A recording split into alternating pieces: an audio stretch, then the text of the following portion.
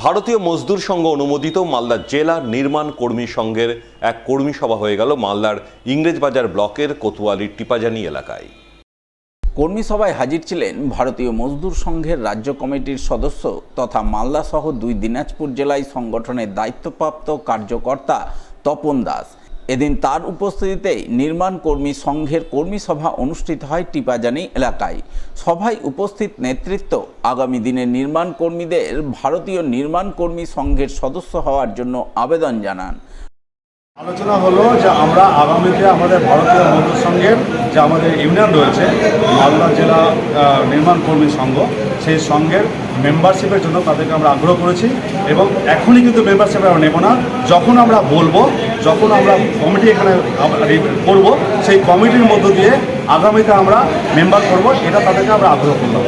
এই বক্তব্য 200-র মতো সংখ্যা ছিল আজকে।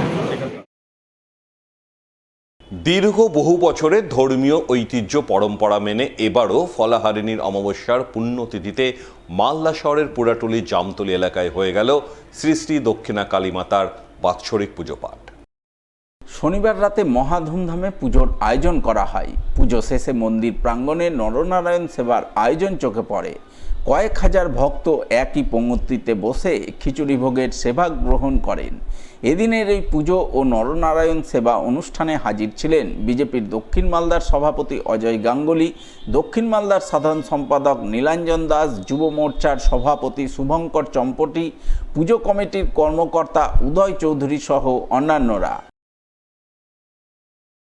আমাদের এখানে যে 7 দিন ধরে মা দক্ষিণা কালীকে সামনে রেখে আমরা পাড়ার সবাই একত্রিত হয়েছিলাম, আর আজকে আমাদের অন্নভোগের সেবার মাধ্যমে আমাদের আজকের এই 7-8 দিনের যে কার্যক্রম সেইটা আমরা শেষ করব।